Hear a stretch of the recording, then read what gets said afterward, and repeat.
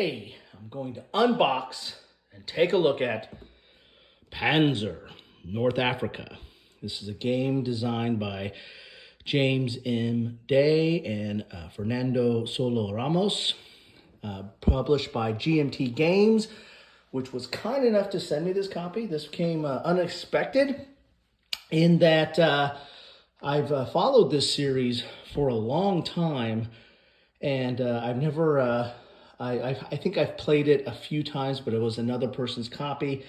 I've never owned anything in this series, and when I say series, I'm talking about the Panzer series. This is Panzer North Africa, and as it says here on the box, it says, the game of small unit actions and combined arms operations in North African desert from mid-1940 to late 1942. And this is based on a series that, if I'm not mistaken, was originally published by Yaquinto Games, which was a game company that I kind of cut my teeth on, so to speak. I was played Avalon Hill games, or some of my first games I ever played. In fact, Panzer Blitz was probably the first, hex and counter type war game that I ever played. Followed shortly by, Squad Leader, and then Panzer Leader, and Third Reich. But I also dabbled in some Yaquinto games. In fact, the first game I ever bought by mail was Swashbuckler by Yaquinto. But Yaquinto had a series of games. They had Panzer, 88, and I'm drawing a blank on Armor. I think it was Armor. Armor might have been what became Panzer. So anyway, but they had 88 Armor, and there might have been the third one. But that Panzer series, this kind of system, the combat system, and the stats and charts that you use for this system originated with the Yaquinto, I believe. And then it's had other publishers. I think Excalibur, which was into reprints, I think they might have done it as well. And now GMT has it. And GMT has taken it from not only the World War II offerings, but has taken it into modern day with Main Battle Tank, or MBT, and Israeli Defense Force, and some of those other ones that they've kind of taken it into a more of a modern conflict or modern combat type sense. This game, or this series, to me, and it's a very solid series. It has a lot of people that really like it. I believe this might be the first time that they've went to North Africa. I think the original series dealt with Eastern Front, and I think GMT, maybe Western Front as well, but GMT, I think, has issued, when they did the reissue of the World War II stuff, or redesign of it, did Eastern Front as well. But this, to me, this Panzer North Africa, the way the system is set up and the way the stat cards are set up, which I'll get into when I get in the box, was kind of reminiscent of Tobruk. This was a game that I got back in the day. This is copyright 1975. I think this might predate the original, like Armor and 88 and all those, part of the original Panzer series. But this is kind of reminiscent. This was very, it's North Africa for one thing. The maps, the map boards, which Avalon Hill was into mounted map boards, was all pretty blank. Just a lot of brown, a lot of sand, a lot of tan. But there was a very detailed stat cards for each of the tanks and vehicles in this game, and there was a lot of it was a whole series of charts that you had to figure out how to hit and where the hit was and damage and stuff like that. So it was a very complicated game in that regard, at least for me. One of the more complicated games I played early on, even probably more so than the original Squad Leader in that regard. And very dice heavy. There was a lot of charts you were rolling on. This turned into a series called Advanced Tobruk, and I stopped at this. I played Tobruk, and then I didn't play it very much. And I don't think this, other than branching off into a series called Advanced Tobruk, I don't think much was. That's a very well-known series and has done a lot of stuff in the small unit tactical space. But this game, I don't think very many people go back to because it was so charty. However, some of that same aspect is in this, but yet people still play this. And as you can see here, we got a brand new edition of it going with North Africa. As you can see here, very thick box. There's a lot in here. The stat boards and everything for the units are thick. They're not necessarily mounted, but they're thicker than just regular poster board. I mean, there's good quality and heft to this. I can tell you right now, without getting a hernia, this does pass the pound per play or the weight per value test. There's a lot in this box. Panzer North Africa, and here you can see an example of the charts. These are tank charts, so you can see all the information on here. The type of ammo, the range. You got point blank, short, medium, long, and extreme. You've got the kind of damage, AP damage, armor piercing damage. You've got its penetration value changes at different range. Then you got its defense value, depending upon if it's a level, if it's a rising shot or a falling shot, and the like. So there's a lot of detail in here. Again, this also reminds me not only of Tobruk, but this system reminds me of a miniature system that TAC Force, which was a modern day, back in the day, I got that in the 80s. It was for modern day combat, for like micro armor, modern day combat in a hypothetical, World War III. And it had cards, kind of stat cards like this for U.S. forces, for Soviet forces, and but it was for miniatures. It was for like micro armor miniatures. But it had a lot of detail on it, and the percentage chances to hit and where to hit, and depending upon the type of ammo you used and where you hit the vehicle and all that. Again, this to me is, again, very detailed like Tobruk, and very detailed like TAC Force, which was, I believe, published by GDW. And those games, had kind of a miniature feel. And this one does too. It's so detailed that you feel like you could probably put miniatures on the board and you just use these stat cards and go to town on that. It says right here, Panzer North Africa is a modular game system for 2 or more players, designed for combined arms, small unit actions set in World War II. It is comprehensive yet remains quick to play. It has one of the most detailed weapon and armor modeling systems as presented in its full-color data cards and charts. The streamlined counter-based command system steps play along at a brisk pace, moving players quickly into the action. Included in the game are German Panzer IIIs, 4s, Italians, M13 40/40s, Samvente, British Crusaders, Matilda, Grant, Sherman, and many other units, including infantry and aircraft. Another thing about this, not only you have detailed stat cards, not only do you have small unit that you're talking about individual tanks here, but you also have this command system. So there's going to be command sheets that you're basically, I think the phases is my understanding, again, I haven't opened up this box, but if it plays like the other ones, there's going to be a spotting phase at the very beginning. Then there's going to be a command phase. And then I think there's going to be aircraft phases. Then you're going to do fire, then move, and then rinse and repeat for the other player, and then rinse and repeat for the round. The nice thing about this game is that the basic game is not that complex. I mean, this is a big box. That's a complicated stat card. At its heart, the game is not that complex. There's a few charts you have to use. You don't even use all these numbers on these cards. There's kind of the basic system. You just need to know what the armor value is. That's listed down below. You're not looking at the different types of ammo. You still need to understand the penetration, but it's really not that complex. But it has the ability to layer on rules. You can layer on some more advanced rules or advanced game, and you can layer on top optional rules.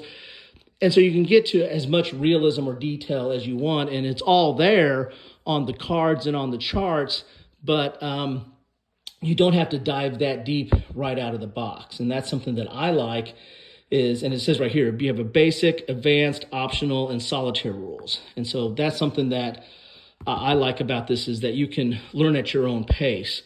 Also, I don't know if this has been in other versions, but the solitaire rules was interesting to me as well. That's something that I want to, I play a lot of these games solitaire, and that's something I want to see how that works, because there is going to be a command phase where you're going to be putting command chits on your different units or stacks of units on whether they're going to be, no command, move, fire, overwatch, or again, I don't know.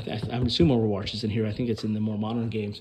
And then I think there's like brief halt, which is basically you fire and then move, but you're not going to be able to fire at your best rate, and you're not going to be able to move at your best rate. You're going to get a little bit of a negative effect for both, but you can still do both. Anyway, that's a lot on this. Let's get inside this box because there's a lot here. Basically, complexity is a 6. Solitaire suitability is a 9. With those solitaire rules, I guess I'll reserve judgment, but I bet it might be up to a 9. And complexity is maybe a 6 here on this. That might be a fair adjustment. That might be for something between basic and advanced. I think if you add in basic, advanced, and optional, this might be definitely, in my opinion, should be higher than a 6. But your mileage may vary. Enough of all that chatter. Let's get inside this box here. As I said, there's a lot in this system. There's World War II offerings. There are modern day offerings. There are, not all hypothetical. I mean, I think IDF is part of this, and that's dealing with actual conflicts in the Middle East. To me, it's kind of reminiscent of, when you had Panzer Blitz, which was Eastern Front, Panzer Leader, which was Western Front, and then you had Arab-Israeli Wars, which was taking the Panzer Blitz and Panzer Leader system to the Arab-Israeli Wars. I think this Panzer system has done some of that similar treatment as well. All right, so there's a nice thick box, big thick box from GMT. Let's go out a little bit here. When it says modular, you're going to have these modular maps. And these are it. And if you can see, there's a lot of tan on this. There's actually more terrain on these than on that old Tobruk game that I have.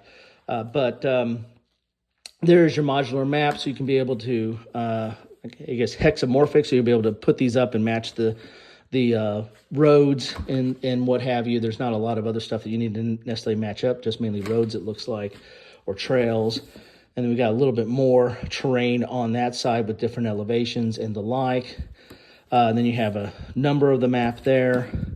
So, and these are, thick. They're probably a little bit thicker than regular poster board. They're kind of maybe the same thickness as what you would have for a player aid type material.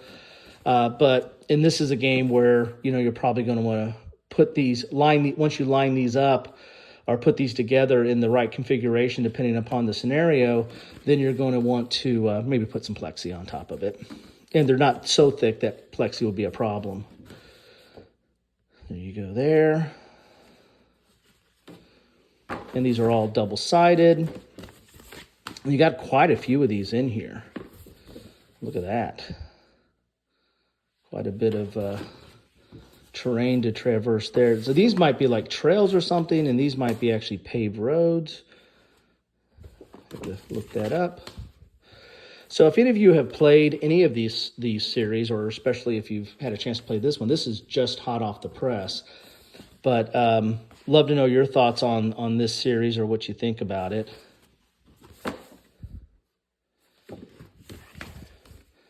And, it's a natural addition to go to North Africa. I don't think Uquinto or even any of the other publications of this ever went to North Africa. This might be the first time this series has gone to North Africa. But, again, I could be mistaken on that. And if I am, you will be sure to let me know. So there's the maps. Then we have the TO&E manual. We have the optional rules.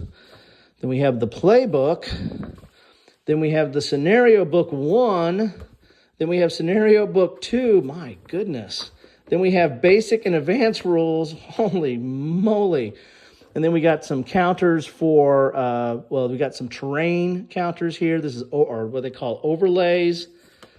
And these come out pretty easily here. These are not as thick as, they don't feel like they're thick as regular counters. They're a little bit thinner, and that might be the case, so you can put plexi and it's not bulging so much with a regular size counter. So these are a little bit thicker, a little bit thinner.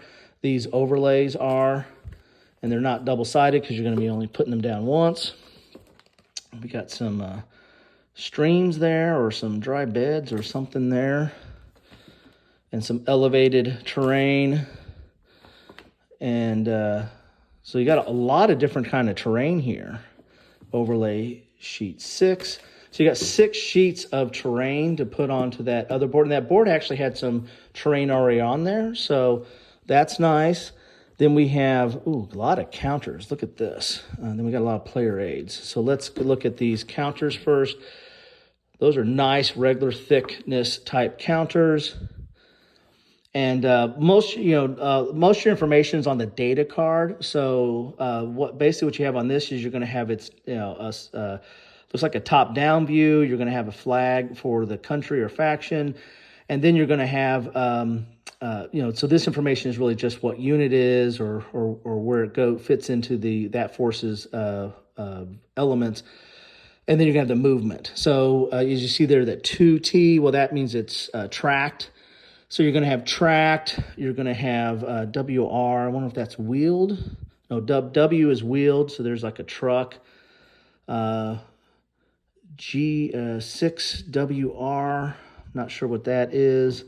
But T is definitely for tracked, and W is definitely for wheel. And you're going to have some infantry units in here as well.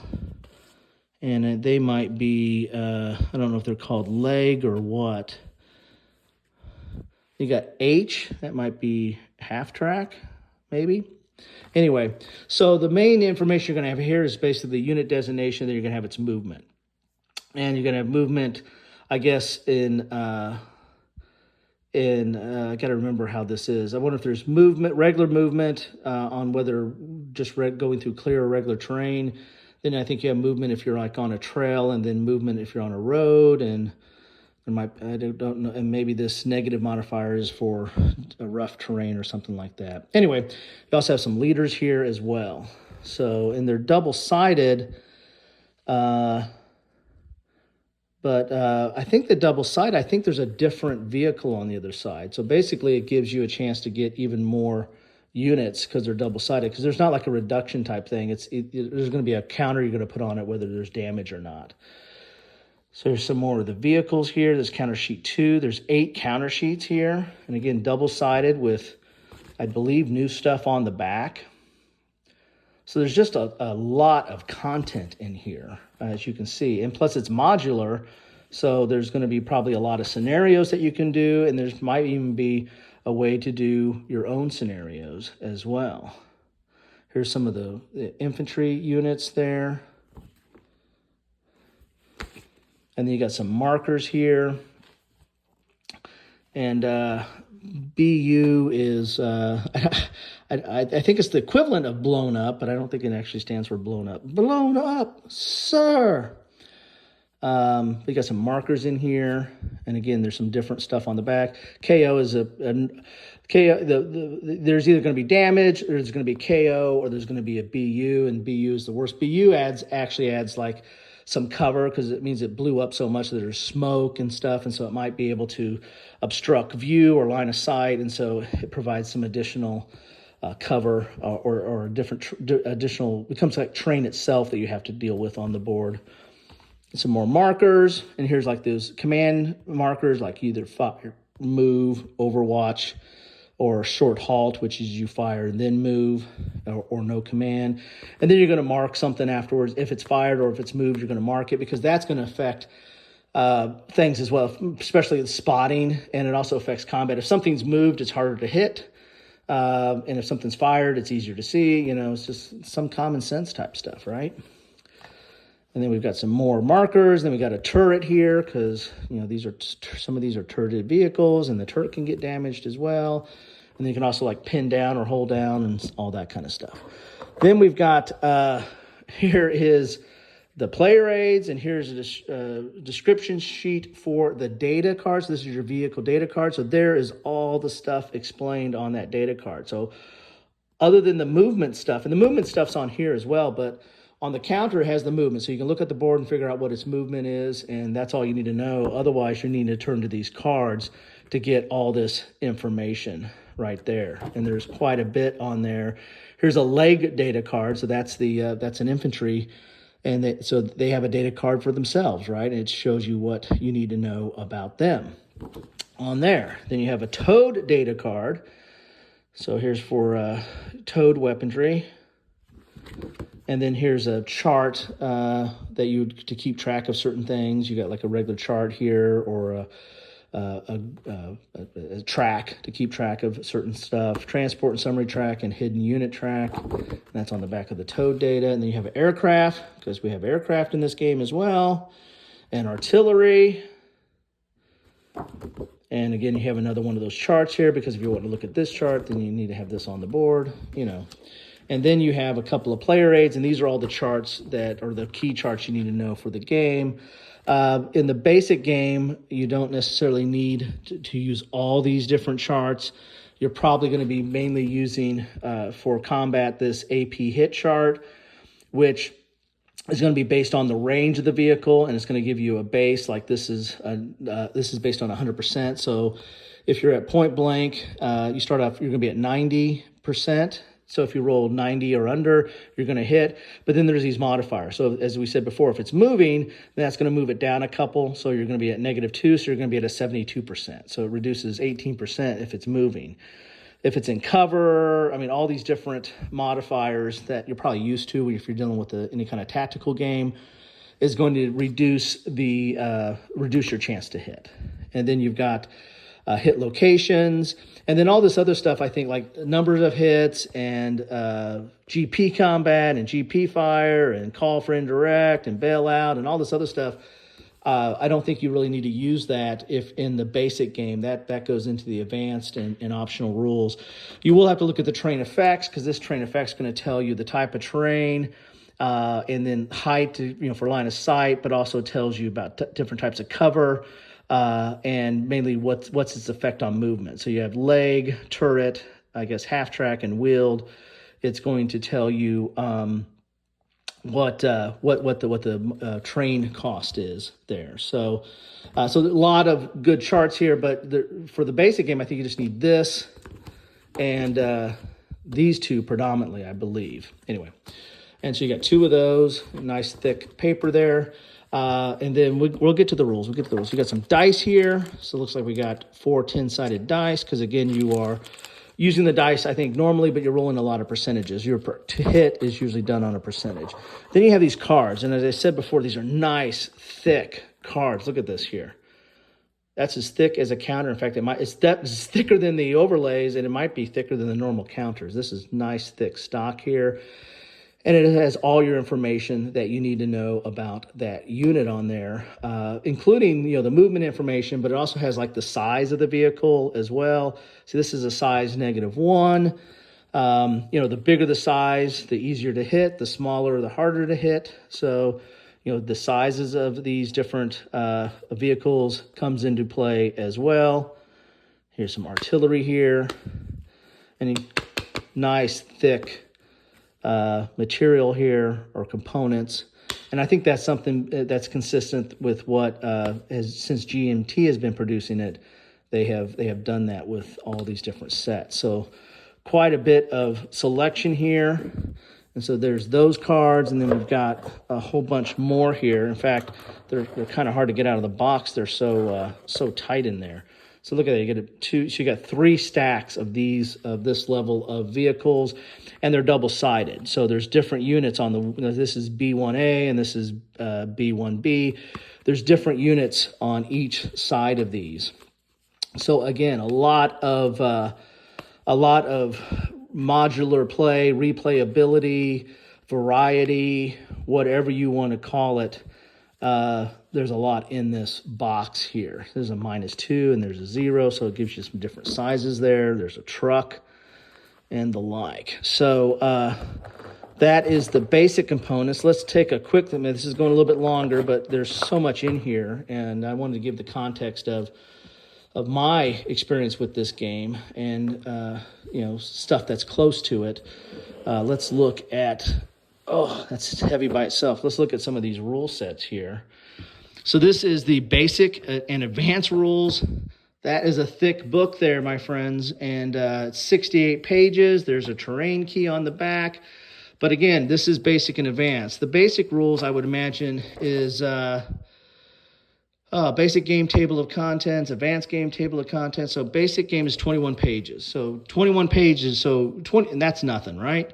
21 pages in, so right to there, you can play this game. Now, you're not getting all the bells and whistles. You're not getting all the chrome. You're not getting, well, where was that location at? And was I, shooting uphill or downhill? And what was the type of ammunition I was using? You're not going to get all that, but you're going to get a straight up, combat game that has the basic stats that's going to be comparable for these type of units and how they performed in the North Africa during World War II. So, and then you start on page 22, you get the advanced rules, and it's going to get into all the chrome that you want to get into in there.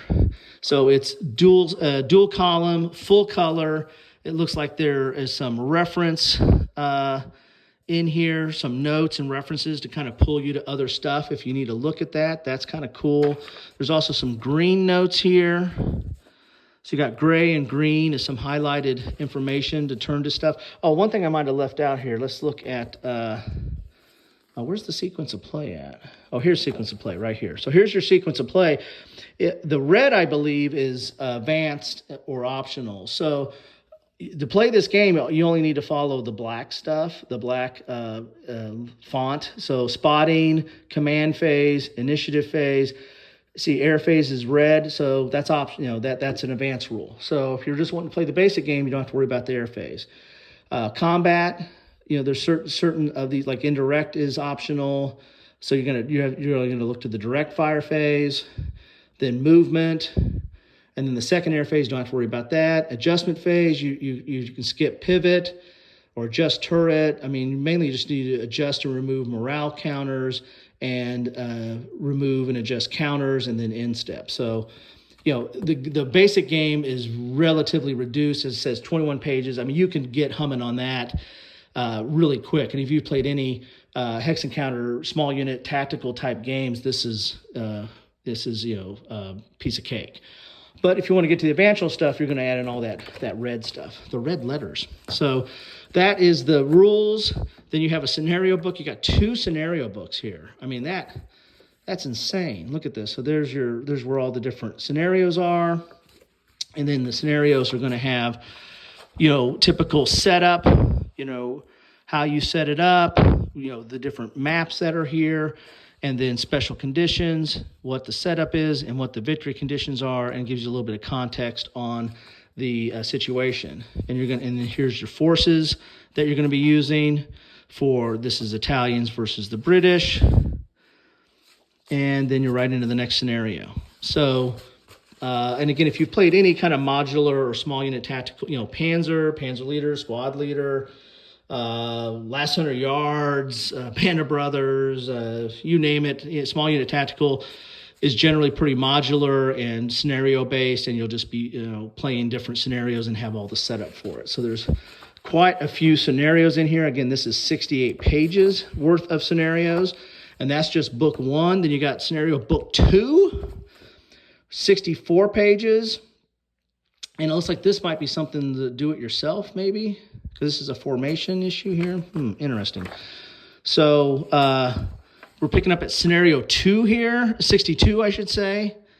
And so it goes to 78. So the scenarios go from 47 to 78. So you do the math. What is that? 31 scenarios? I don't know. Math is not my best subject. But here you go. There's all the different, and this has some advanced rules in it. You're definitely going to be playing the advanced rules on some of these because there's indirect fire and stuff like that. Some charts like that in here. So there's 2 scenario books. Here's a playbook. I imagine this is how to play the game. Oh, I literally like that. This is the solitaire tables on the back. So this is going to maybe get into the solitaire rules. So this playbook is TOE.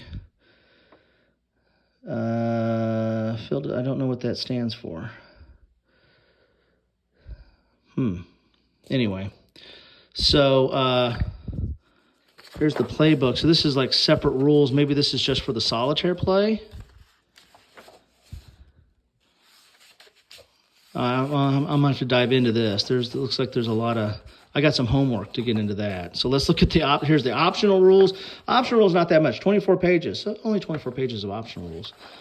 But again, this is all about adding to the game. So this starts off at 7.0. As you can see here, this playbook started off at 8.0. So let's look at where the rules ended up. The rules themselves, the advanced rules, ended up at 6. So you got sections 1 through 6 is the rules.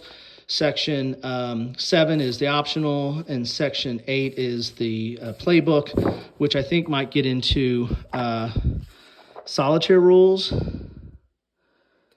And this is the TO and E manual. So I'm a little lost here, trying to figure out what's going on here with this. This looks like it's all orders of battles. This is pretty cool, actually.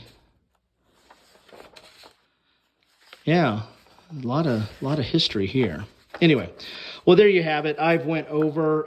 This is a lot longer than I expected, but that is what you get in a box of. Oh God, a lot in here of Panzer North Africa.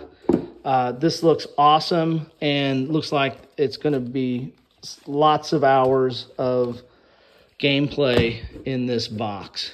Anyway, thank you all for spending some time with me. I hope this isn't too much to upload. Take care.